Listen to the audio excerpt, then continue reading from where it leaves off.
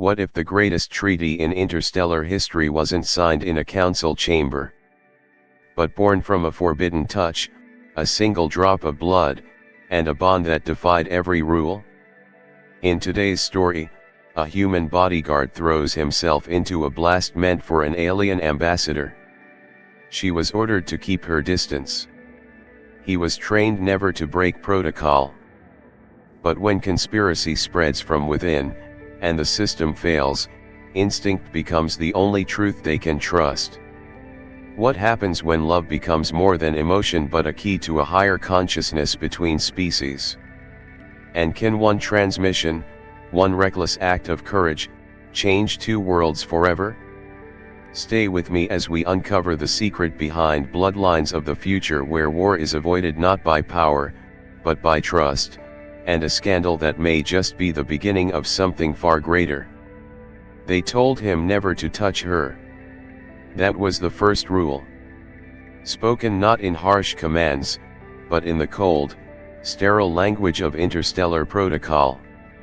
A rule inscribed into the diplomatic code of the Galactic Accord, beneath hundreds of other clauses, but this one always came first when humans were involved: do not initiate contact with the Sarthi ambassador.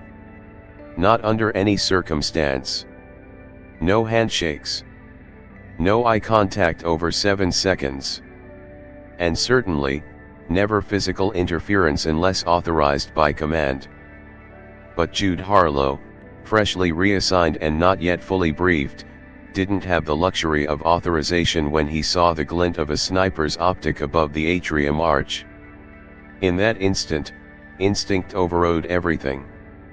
The training in xenobiological etiquette, the code of silent deference, even the risk of inciting a diplomatic catastrophe, it all dissolved in the breath before the explosion. He moved. Not toward safety. Toward her. The air shimmered with a strange distortion as he crossed the no-touch perimeter, an invisible threshold that had kept species apart more than cultural difference ever could. And then his body collided with hers, pulling her down with a force born not of violence, but of preservation. Crystalline fragments exploded above them, shards slicing through the golden light of the reception hall like frozen screams. He shielded her with his own body, flesh absorbing the heat meant for another species dignitary. And in doing so, he did something no human was meant to do: he bled for a Sarthi. This moment, seemingly impulsive, was far more than an act of courage. It was the violation of an ancient understanding, the kind that civilizations build to prevent chaos. And yet, this violation opened a different path, one that no treaty had foreseen. Because here lies the core truth: interstellar diplomacy is built on fear disguised as order. These protocols are not merely etiquette, they're armor, forged from centuries of mistrust.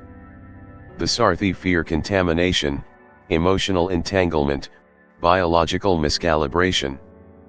Humans fear rejection, irrelevance, and the silent superiority of alien grace. So, they built barriers. Zones. Formalities. But barriers cannot protect against what is truly alien, the unpredictable nature of compassion. And Jude's act? It wasn't heroism in the traditional sense. It was something far older, primal, even the mammalian instinct to protect.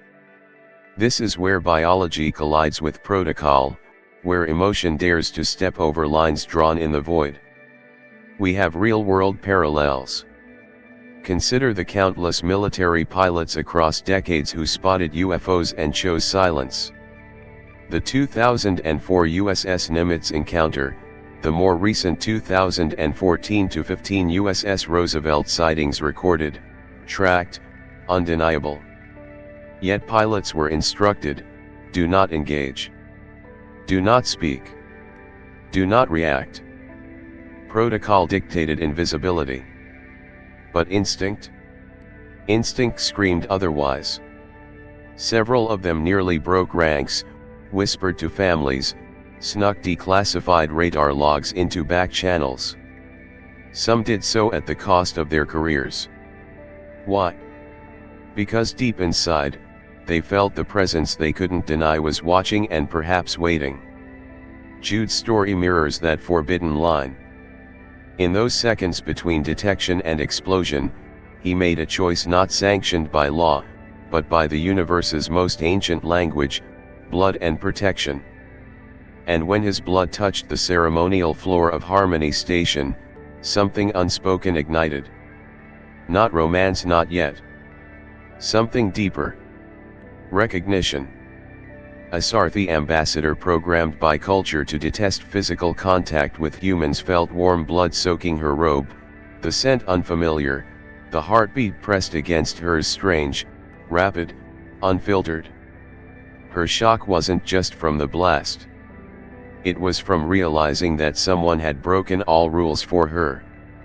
And that is where the story stops being political, and becomes biological. For Sarthi physiology, touch is taboo, yet sacred. It's how they share resonance memory. For Jude, touch is duty, pain is a form of loyalty. What happened wasn't a clash of worlds, it was the first time those worlds overlapped. A moment that neither protocol nor technology could predict. Near the end of that day, as they stood among ruined crystal and fractured alliances, there was an energy between them that no translator could articulate. They had not spoken more than 10 words. But she remembered the heat of his breath when he whispered, "Stay down." And he remembered the moment she stopped protesting his embrace, not out of submission, but understanding. This is how all truly monumental first contacts begin, not with speeches or treaties, but with instinct and defiance, in a moment when one life shields another. And that moment, that fracture, is where every story worth telling begins. There are acts that words cannot hold. Not because they're too complex, but because they belong to a language older than speech. The moment Jude Harlo threw his body over the alien ambassador wasn't just an act of protection, it was a declaration, wordless, primal, that trust sometimes begins not in understanding, but in the willingness to bleed. To outsiders, it looked impulsive. Reckless. A human violating centuries-old protocol, dragging a member of an ancient alien aristocracy into a fall, shielding her with bone and flesh as shards of radiant crystal tore through the ceremonial dome. But to those who understand the anatomy of trust, the action speaks in another dialect, that of sacrifice. Blood spilled willingly, not as an accident, but as an offering, has always held meaning far beyond biology. In Earth's most ancient rituals, from the Aztec altars to the Norse blood eagle rites, from the baptism of warriors in Spartan culture to the quiet yet potent Christian Eucharist, blood was never merely fluid. It was pact. It was truth made tangible. Civilizations have risen and fallen around the belief that to give one's body was to inscribe loyalty into time itself. And here, in the sterile air of Harmony Station, beneath artificial gravity and interspecies decorum, a single human dared to echo those forgotten rites. The impact of Jude's body hitting Olyria sent out more than shockwaves, it sent ripples of recognition through the Sarthi delegation. His back arched over her luminescent form like a living barrier, his uniform tearing as heat and debris rained down. His breath was loud in her ears. She had never been this close to a human's pulse. Never smelled the iron-rich sharpness of blood mingling with adrenaline. The pressure of his ribs over her chest, the strange trembling of his limbs, the tension of muscles not bred for elegance but for survival, this was foreign, terrifying, and real. In Sarthi culture, touch is highly regulated. Their physiology links tactile contact with neural exchange. To shield someone with your body is not a casual act, it is an ancestral echo, a gesture once reserved for bonded protectors from myth. No one had done this for her, not her staff, not her guards, not her own people. But this outsider, who barely knew her name, instinctively gave the only thing he truly owned, his pain. It's important to understand trust is not built on familiarity. It is built in moments of unexplainable surrender, when logic collapses under emotion, and the body moves before the mind can approve. That's what Jude did. He didn't save Olyria because he was ordered to. He wasn't told to violate the no-contact protocols, or to use himself as a shield. He did it because something ancient whispered to him, "She must live. Even if I don't." And somewhere, deep within Olyria's genetically encoded memory, something stirred in response. Because the Sarthi do not forget those who bleed for them. In the most obscure corner of their theology, long erased from diplomatic curricula, there is a belief: when another bleeds for you, their soul tangles into yours. What is given cannot be unbound. Whether literal or metaphorical, that myth had just become real. Now, step outside the fiction. Across human history, we find resonance. In the trenches of World War I, soldiers threw themselves over grenades to save comrades they barely knew. In the 9/11 attacks, first responders charged up collapsing towers with no guarantee of survival. These are not acts of reason. These are acts that defy the self for the sake of the other, the very definition of trust not built in words, but in wounds. Jude's action was no different. It wasn't a strategy. It wasn't leverage. It wasn't about species or politics. It was a raw, irreversible gesture that said, "Your life matters more than my safety." And once that message is sent through flesh, through heat, through the copper scent of blood, everything changes. Olyria, though cloaked in thousands of years of ceremonial distance, felt that. Not just with her senses, but with her core. She would later deny the moment shifted her, but it had. Because from that point on, every conversation they shared, every silence between them, every strategic move or tension-filled glance, was laced with that original act: a body over a blast. A trust born in injury. And perhaps that is the deepest truth hidden in this encounter. Not the politics. Not the conspiracy. But the uncomfortable, undeniable fact that true alliances do not begin on paper. They begin when someone breaks themselves open for a stranger. Not because they have to, but because something ancient inside them said, "You are worth it." They thought the danger would come from the outside, from extremists, pirates, rogue factions, or failed negotiations. But as the smoke cleared and the embassy hall shimmered under emergency lights, a more insidious truth emerged. The attempt on Ambassador Olyria's life had not been orchestrated from outside Harmony Station. It had been born from within. From polished boots, trusted clearances, and carefully encrypted authorization codes. This wasn't an act of terror. It was an act of design. And yet, no system had caught it. Surveillance grids hummed silently. Biometric scanners scanned faces, recorded temperatures, mapped gait. AI nodes tracked behavior patterns and flagged anomalies. Diplomatic security logs showed nothing irregular. Harmony's defense matrix remained pristine in its ignorance. But Jude Harlo, flesh and blood, fallible, and too human, saw what the machines could not. He saw the twitch in a guard's eyes, the subtle delay in the formation of Sarthi security, the way Director Narthan's fingers danced over his wrist, calm not to issue commands, but to hesitate. He noticed the shadow that didn't belong in the upper atrium, the garments of fraction too dark, too reactive. To the algorithms, it was background noise. To Jude, it was intuition flaring like an alarm before code could catch up. It is here we confront a terrifying truth: systems don't prevent sabotage, they make sabotage invisible.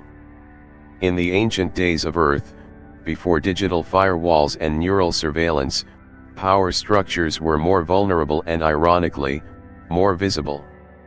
In 1914, a single assassination set fire to the entire world. Archduke Franz Ferdinand was killed by a 19-year-old nationalist in Sarajevo. One trigger pulled. One shot. One human decision. And because nations were locked in diplomatic entanglements, secret treaties, and militaristic pride, the death of one man became the death of millions. The world did not fall because of chaos. It fell because of systems that responded exactly as they were designed to respond. Protocols, just like now. And on Harmony Station, it was happening again. This time, in the folds of polished ceremony.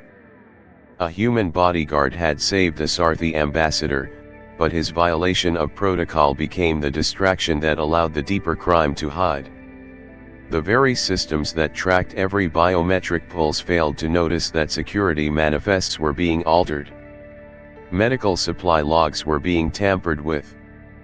And the very man responsible for protecting the ambassador, Director Narthan, was logged as being in two places at once. But no one questioned it. Because the system said it was possible. Only Jude saw the cracks. Because Jude was never trained to trust the system. He was trained to read what it couldn't catalog: nervous breathing, hesitation, sweat, tension in movement, human error. Or in this case, alien deceit wearing a badge of trust. And that's where the fire truly begins. You see, interstellar diplomacy isn't forged in paper treaties or elegant phrases. It's a knife-edge walk between peace and extinction. When trust fails, species don't fall back into argument. They fall into war. And sabotage, when cloaked in legitimacy, becomes the match dropped into the kindling of centuries-old suspicion. That's why the attack wasn't just an assassination attempt. It was an engineered failure of peace designed to blame humans, to break trust before it solidified, to ensure the treaty would never survive long enough to be signed. But machines can't recognize intent. Only people can. And it is precisely that human faculty, flawed, emotional, reactive, that saved the negotiations. Jude's instincts, sharpened by loss and learned fear, cut through layers of manufactured normality. In a world where diplomatic AI governs communication tone, body language protocols, eye contact durations, and phrase acceptability, Jude did something unforgivable. He bypassed it all. He acted. He wasn't perfect. He didn't have the full picture. But he felt the danger. Not in data. In the air. In the rhythm of breath across the hall. In the pause before a comm signal was acknowledged. In the gut-deep certainty that something wasn't right and he was the only one willing to move before it was too late. That's why the system failed. Because the system was built to predict. But sabotage, true sabotage, is always born from unpredictability. And trust? It doesn't begin with permission. It begins with a decision. Often irrational. Often reckless. But sometimes the only thing that stands between peace and annihilation. The conspiracy hiding in plain sight wasn't a breach in technology. It was a test of faith, whether the organic could still outpace the synthetic, whether intuition still mattered in an age where even emotion is algorithmically simulated. And Jude Harlo passed that test by becoming what no system could replicate, a man who saw the lie before it became policy. In the dim glow of fractured ceiling lights, as Sarthi officials scrambled to recover order and human diplomats whispered accusations, Jude stood among them, not triumphant, not even safe, but awakened. He knew now, the real danger isn't in failure. It's in assuming the system cannot fail. And that assumption is the deadliest lie of all. There are lines drawn not in treaties, but in blood memory. Invisible barriers shaped by thousands of years of instinct, myth, and ancestral fear. Between human and Sarthi, these lines are absolute: no shared quarters, no sustained eye contact, no emotional entanglement. Especially between protector and dignitary. But lines are only sacred until one chooses to step across. And Jude had already taken the first step the moment he bled for her. Since that moment, the air between them had changed. Not openly. Not in words. But in the rhythm of their interactions, the way she would glance back to find him in the room, the way he would silently position himself not by protocol, but by instinct, always between her and the nearest exit. And in the quiet of her chambers, surrounded by Sarthi symbols pulsing with ancient biolight, the atmosphere had become something else entirely. Not warm. Not cold. Something suspended. Like breath waiting to be released. But feelings in diplomacy are not just inconvenient. They're dangerous. Across human history, one lesson repeats itself again and again: personal emotions are the virus that corrupt the immune system of international politics. When love, sympathy, jealousy, or grief leak into decisions of state, empires fall. Consider the fall of Troy, sparked not by strategy, but by the abduction of a queen. Or the tragic love affair between Cleopatra and Mark Antony, which led to war and collapse. In more recent times, diplomats have been recalled, disgraced, even assassinated for allowing personal sentiment to interfere with duty. The unwritten rule remains: never let your heart override your flag. Yet hearts do not understand flags. And in Jude's case, his heartbeat was beginning to drift from military rhythm into something far more primal. He noticed her silence wasn't mere calculation, it was protection. Her glances weren't assessment, they were signals. She didn't stand behind protocol anymore. She stood inside it, manipulating it, softening it just enough to let him near, but never too near to be blamed. And he, trained in restraint, forged in hierarchy, found himself measuring the distance between her words and her intentions. He didn't touch her. But his mind did. Constantly. And the Sarthi? They knew. Not all, but some. Those who understood the old codes saw it in her pulse patterns, in the subtle flaring of her throat lights when he approached. They saw the boundary tremble. And they prepared, quietly, to punish it. In one midnight moment, standing beside her as she reviewed encrypted reports, Jude felt her pause. She didn't speak. But she didn't move either. The space between them narrowed. Not by inches, but by meaning. Her breathing changed. So did his. There was no kiss. No confession. Just presence. Charged. Forbidden. And in that pause, he knew, this wasn't just emotion. It was treason. Not because he wanted her, but because he no longer wanted to be separate from her.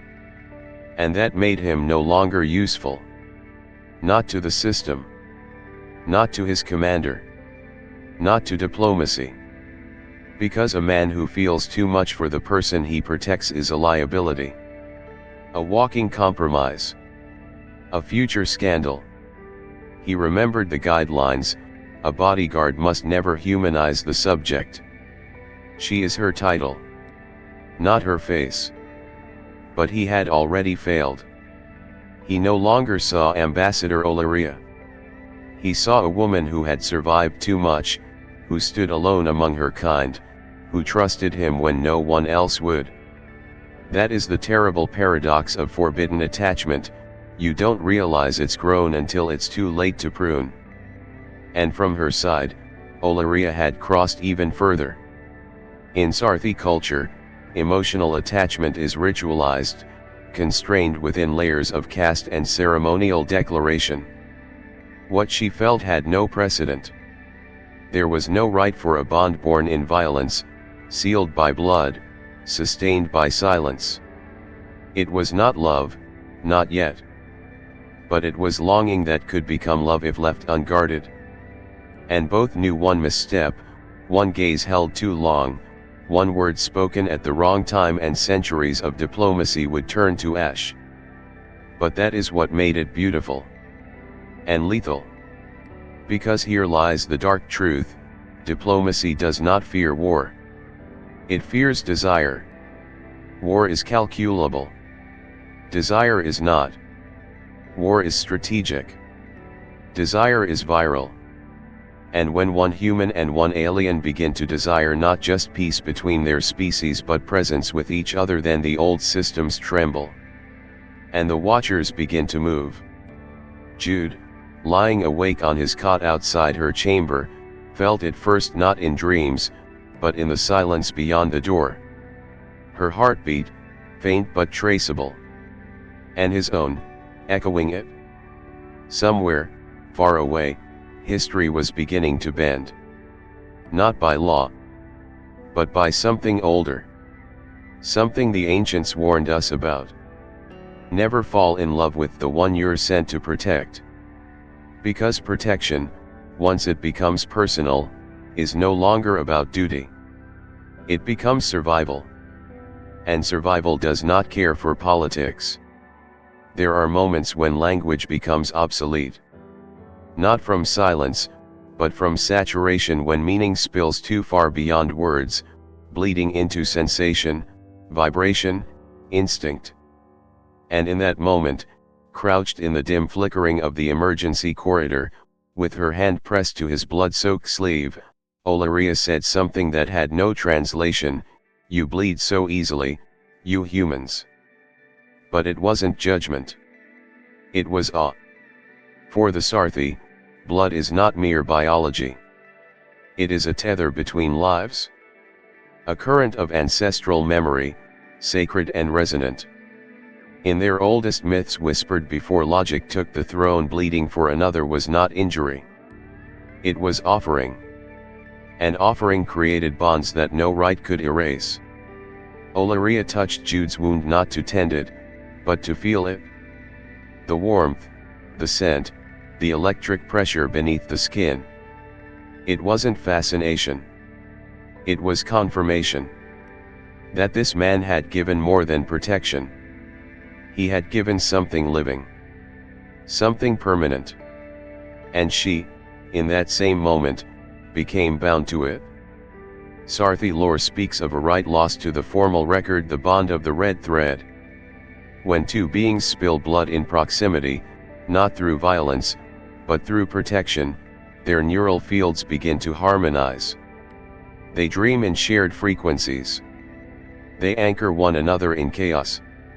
In ancient times, it was used to seal pacts of cosmic guardianship, an elite class of interstellar watchers that protected civilizations from extinction. But as diplomacy replaced instinct, the right was buried. Too unpredictable.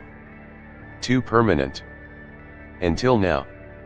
What Olyria recognized in Jude's blood wasn't just pain. It was invitation. His cells calling to hers. A subconscious resonance neither of them had prepared for.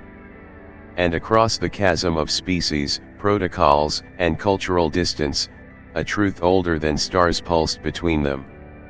The body is the first message. The first vow. The first betrayal. And the first bridge. Across Earth's history, the power of blood as a sacred element is undeniable. In Sumerian temples, priests offered their own blood to activate living stones they claimed were gifted by the gods. In Mesoamerica, obsidian blades were used not to kill but to draw sacred blood for the sky deities, who demanded biological resonance as a form of divine communication. Egyptian pharaohs bled into the Nile to bind themselves to Ma'at, the frequency of cosmic order. In each case, the blood wasn't metaphor. It was technology. A conduit. A transmitter. And what if, just what if, these rituals weren't born of myth, but memory? Some theorists believe that alien contact in antiquity was not spoken, but ritualized. That the ancients didn't just worship their visitors, they connected to them through carefully structured acts of bioresonance. Offerings of blood, not for appeasement, but to establish psychic circuitry between two neural species. That's why the sacrificial altar appears in every culture, every continent, every epoch. Not as horror, but as interface. And in Harmony Station, that interface had been unknowingly reactivated. Jude, by bleeding for Olyria, had done more than save her. He had become linked. His dreams began to shift. His instincts became sharper around her. He could sense her stress before she moved. Hear her unspoken decisions as if she had whispered them. And she, Olyria, felt it too. A gravitational pull, not of romance, but of synchronization. Their heartbeats began to drift into the same tempo. She did not choose this. Nor did he. But the blood had already made the choice. And that terrified her. Because the last time a Sarthi dignitary formed a blood bond with another being, a war erupted across 3 systems. The bond had amplified empathy to unbearable levels. Negotiations collapsed. Empires interpreted the bond as betrayal. And entire civilizations turned to ash in the name of purity of bloodlines. Since then, no Sarthi has ever dared to bleed with another species. Until now. And what now? What happens when the message sent through a wound cannot be taken back? When biology outruns policy? When 2 beings, caught in a labyrinth of deceit and cosmic politics, carry inside their bloodstreams a bond that whispers truths no AI can process, no tribunal can regulate. It means this: diplomacy is no longer about peace. It is about whether 2 bodies, 1 human, 1 alien, can rewrite the destiny of 2 civilizations by surviving the bond their blood has already begun. Not every war begins with a fleet. Some begin with a whisper in the wrong ear. A document edited in the dark. A fingerprint left on a code nobody should have access to. Jude Harlo had been trained to look outward for external threats, obvious weapons, foreign sabotage. But no one had trained him for the kind of enemy that wears the uniform of your own side. Director Nartan was supposed to be the Sarthi equivalent of a high priest of order, unflinching, honorable, bound to truth by layers of ceremonial code. But truth, Jude had come to understand, is a costume anyone can wear, as long as they know the script. And Nartan knew it well. The evidence was no longer theoretical. Surveillance footage. Cross-referenced logs. Chemical inconsistencies in the medical manifest. Too many alignments to be coincidence. And then came the most damning of all, a visual confirmation of Nartan physically present in places he should not have been. Either he could be in 2 places at once. Or he wasn't who they thought he was. It wasn't the first time this question had haunted human politics. Back on Earth, long before humanity stepped beyond their solar system, there were already whispers. Stories of infiltration. Of beings that looked like humans but weren't. Men in black suits who never blinked. Scientists who worked on classified projects and then disappeared, leaving behind labs that smelled of ozone and dead stars. And one base above all became the nexus of these whispers, Dulce Base, New Mexico. Officially, it doesn't exist. Unofficially, it's one of the most heavily documented myth complexes in modern UFO conspiracy theory. A multi-level underground facility, jointly operated by human military and a faction of gray aliens. The story goes, early contact was peaceful. An exchange of technology. A few test subjects. Tolerance. Even scientific admiration. But then something shifted. The Greys began experiments deeper underground. Genetic manipulation. Psychological control. The humans objected. The aliens refused. A standoff occurred. Weapons were drawn.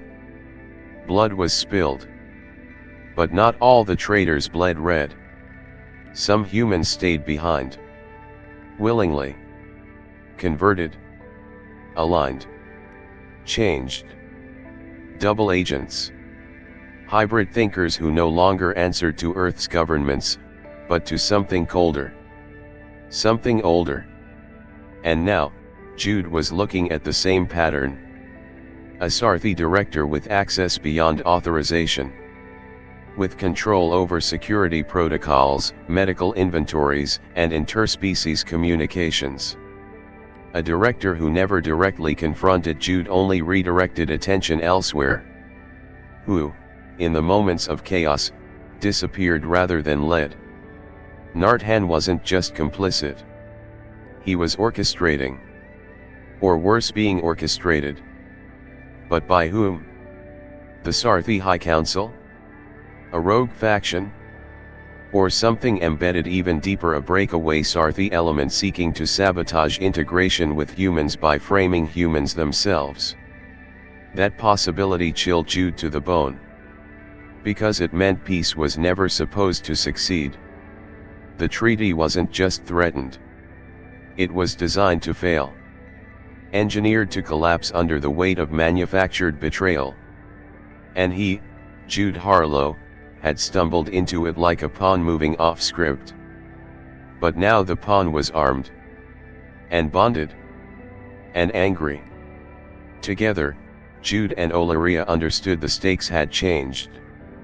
The external enemy was no longer the concern. It was the corridors of power themselves.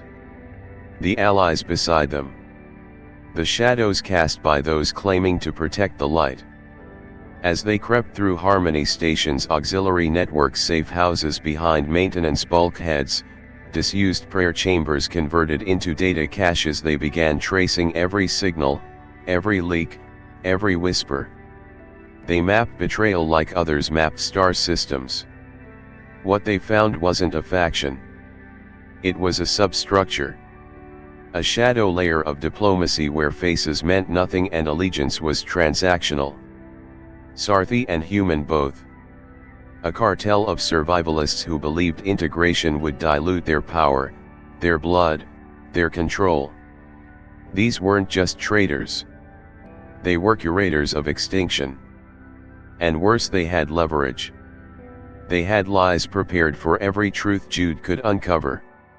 They had recordings edited to cast him as the aggressor, the manipulator, the infiltrator. Even Olyria's own aides had begun whispering that she had been mentally compromised. That the blood bond had altered her reasoning. That she could no longer be trusted to speak for her people. Jude knew what came next. Discredit. Isolation. Assassination. Just like Tulsa Base, all over again. But this time, in orbit. With interstellar consequences. So they did what no protocol would ever allow, they built a lie inside the lie. A decoy fracture between them. Public hostility. Private strategy. A masterful game of emotional misdirection, leveraging their bond to appear broken. And in that illusion, they found space to move freely. To set traps. To let the traitors feel safe. To record them. Catch them. Burn them. But Jude never forgot the lesson from Earth's darkest corners. Sometimes, your enemy looks you in the eye and says, "We're on the same side." And if you believe it, the war is already lost. In the quiet hum of the Harmony Station's backup systems, Jude Harlo stood in front of a reinforced security door, his hand hovering over the biometric override he was never supposed to use without authorization. Inside, Olyria lay unconscious after an attempted poisoning. Her aides demanded immediate isolation for containment and assessment. Protocol demanded he wait. Report. Confirm. Escalate. But something inside him knew, by the time the paperwork reached the right hands, she would be dead. So he did what the protocol never expected. He disobeyed.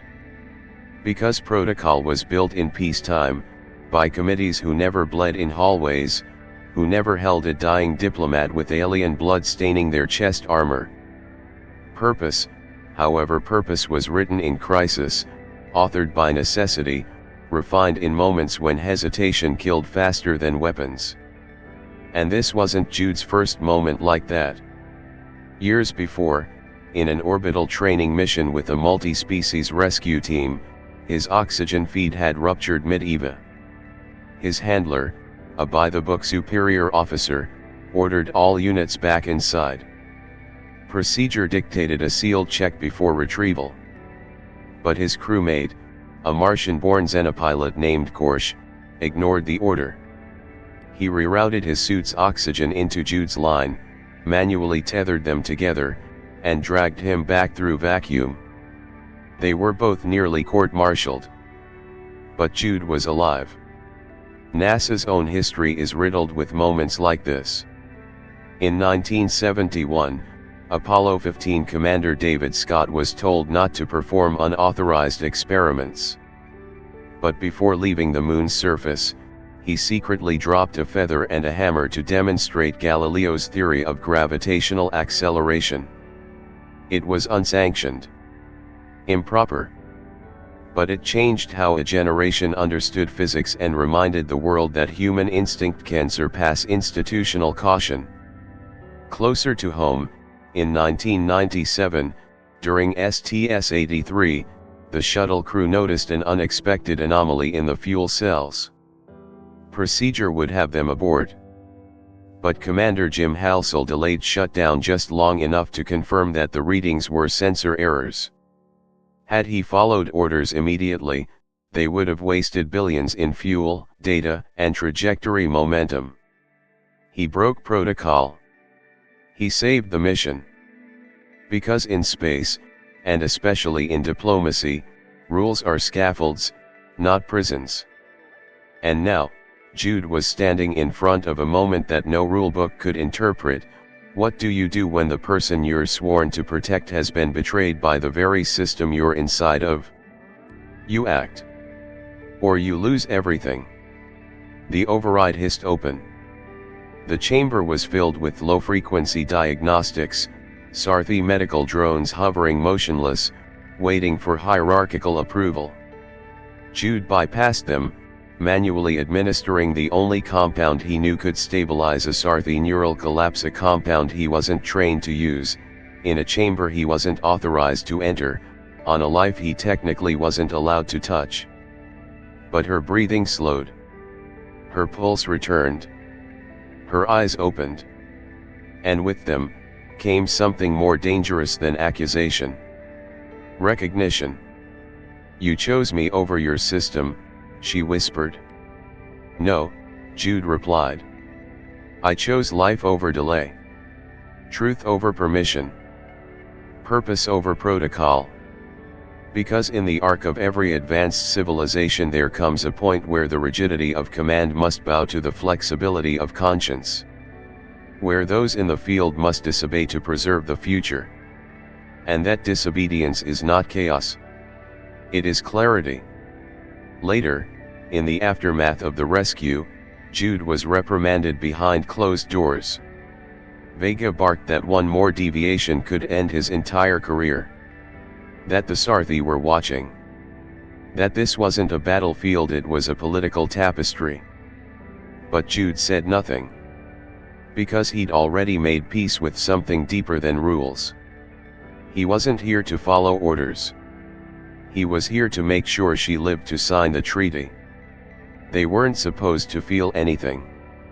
A bodyguard and a diplomat. A human and a Sarthi. Designed by their respective systems to be instruments of function, logic, precision. Protocol was meant to be the firewall between emotion and duty. But on the floor of that maintenance bay, under the flickering red lights of a sabotaged life support system, Jude Harlo bled. And Olyria didn't run, she stayed. pressed her hand against his chest, not to stop the blood, but to understand it. To feel it. And in that moment, something ancient stirred between them. She said, "You bleed easily." He replied, "And still, I bled for you." It wasn't about romance, not in the way human novels describe. This was something older than language, more structured than chemistry. Olyria, born of a species that evolved with sensory systems capable of detecting mood through resonance, was never trained for human affection. But the blood his offering, uninvited yet freely given, created a pattern she recognized. A bond frequency, spoken not in sound, but in cellular vibration. Sarthi archives spoke of this once. The Valais Ikai translated imperfectly as soul alignment. A phenomenon so rare and unpredictable that their entire diplomatic system had dismissed it as myth. It was believed that in exceptional interspecies contact, if life was risked without expectation, and touch occurred under full duress, and trust formed without spoken agreement, then a psychic bond could form. Not romantic. Not spiritual. Something else entirely. A multidimensional link, like two minds tuned to the same wavelength across realities. A conduit of emotional code embedded in shared trauma. The perfect trust mechanism. It wasn't the first time this was rumored. Ancient Earth legends echo similar motifs. The Tuathadidinin, the luminous beings said to descend from the stars, mated with humans, leaving behind hybrid children with extraordinary empathy and psychic sight. In Native American Hopi mythology, star people mingled with earth women, resulting in offspring who could hear dreams, interpret celestial signs, and feel danger across distances. In modern UFO lore, these tales evolved into the hybrid alien-human offspring theory, children born of abduction and genetic blending, allegedly possessing expanded consciousness, telepathic links to both species, and a soul imprint that resonates with multiple DNA signatures.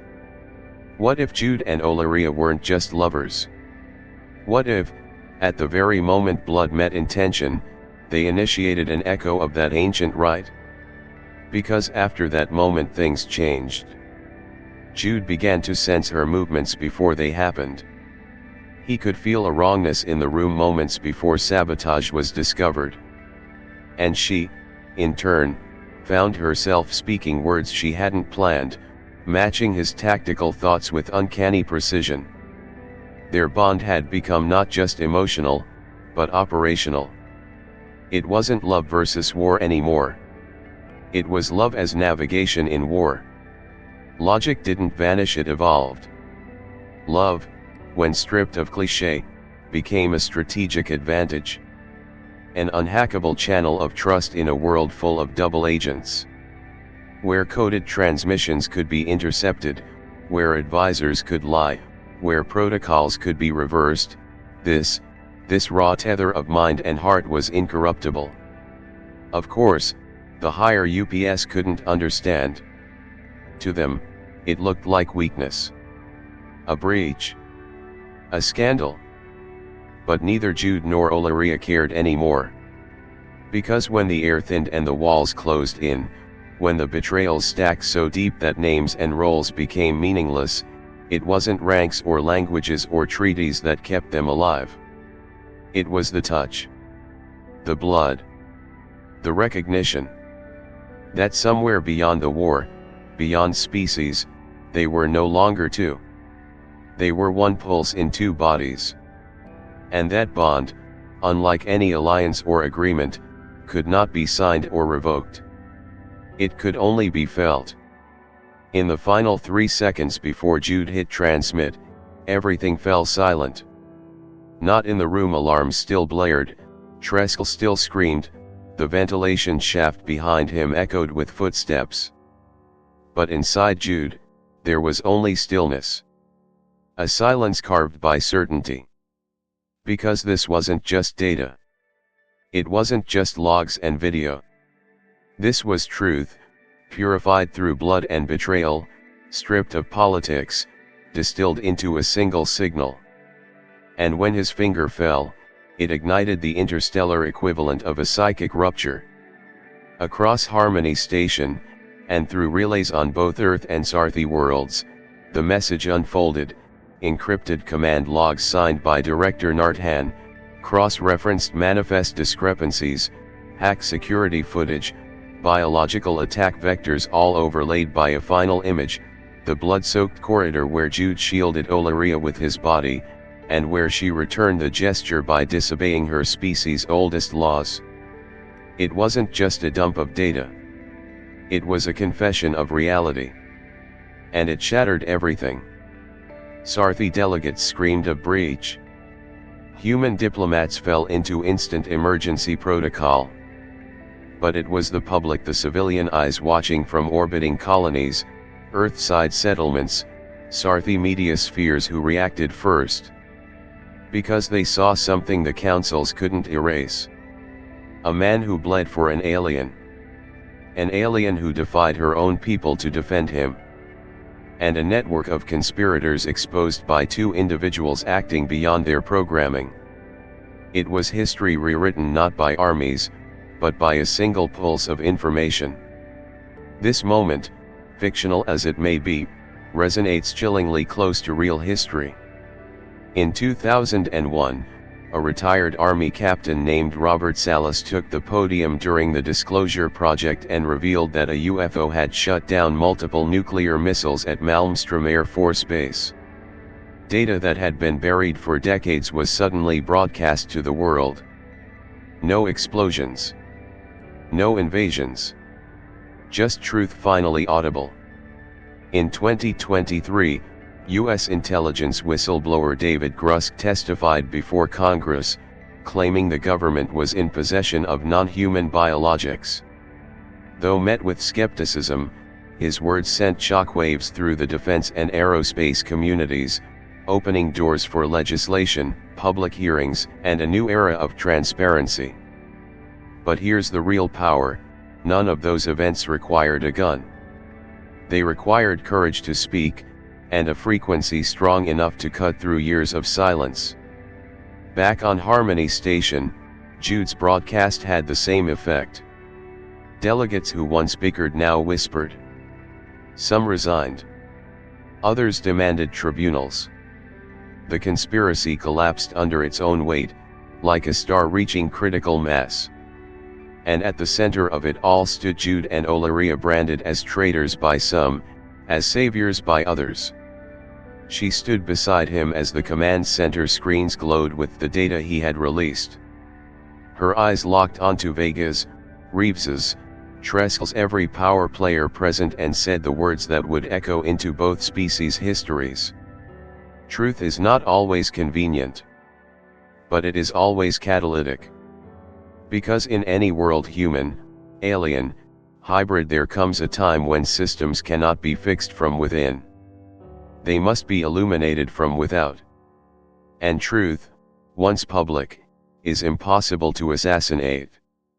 It becomes a living signal in the consciousness of the collective. The stars above the human colony flickered like ancient witnesses, their light arriving late, as if still catching up with the events that had just rewritten history. Jude stood on the balcony in silence, watching delegates from two worlds mingle below, a mix of unfamiliar gestures and hesitant smiles, of old uniforms and new alliances. A treaty had been signed. Protocols had been rewritten. But what remained unspoken, unrecorded, was the true cost of what had been forged. Olyria stepped beside him, her robes a fusion of Sarthi elegance and human practicality. Her hand brushed his with quiet familiarity, but it wasn't the touch of a diplomat. It was the touch of someone who had bled, hidden, trusted, defied, and emerged transformed. "They're still watching us," she said softly, eyes fixed on the small cameras embedded in the plaza's columns. "Looking for signs we've broken some new rule." "Let them watch," Jude replied, his voice low, steady. Let them see what truth looks like when it refuses to die. Because that was what had happened, not a victory through politics or weapons, but a quiet rebellion of the soul. A bodyguard who bled for someone he was told never to touch. An ambassador who chose instinct over edict. And a transmission that shattered the conspiracy not with firepower, but with evidence and intent. But now, something else was happening. Something larger. Something no document or speech could contain. The scandal, the love between species, the betrayal of protocols had given rise to something unprecedented, whispers of a hybrid civilization. Not just genetically, but metaphysically. Diplomats had begun referring to it as the Bridge Project. Scientists used phrases like symbiotic sentience integration. But the Sarthi had an older word for it, the Reimagined, the sacred weaving of futures through shared blood and breath. Olyria turned to Jude, her voice tinged with the mystery of memory. Do you remember what I said that night in the tunnels? About blood meaning more than survival. I do, he answered. You said when it's given willingly, it creates a bond that can't be undone. She nodded. And I meant it.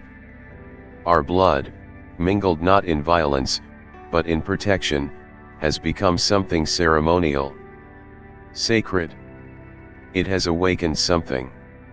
Indeed, rumors had already begun to circulate of children born in hidden medical stations with unexpected abilities. Of shared dreams across species. Of communication occurring without words between newly assigned human Sarthi pairs.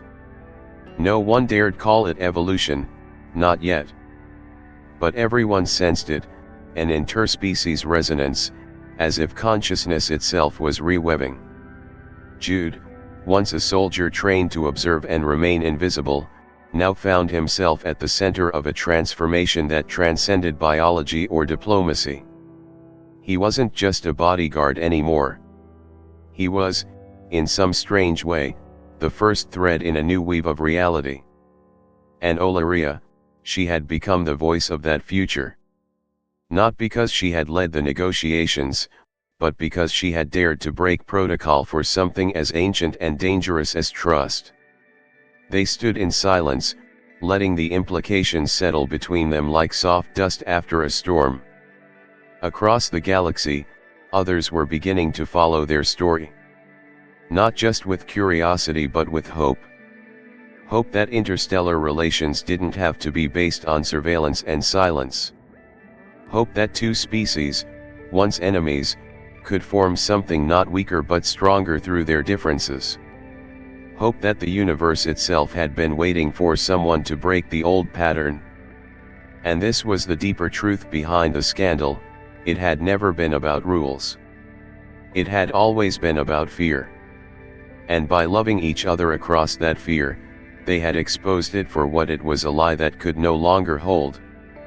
In that moment, beneath the stars of two worlds, Jude and Olyria were no longer anomalies.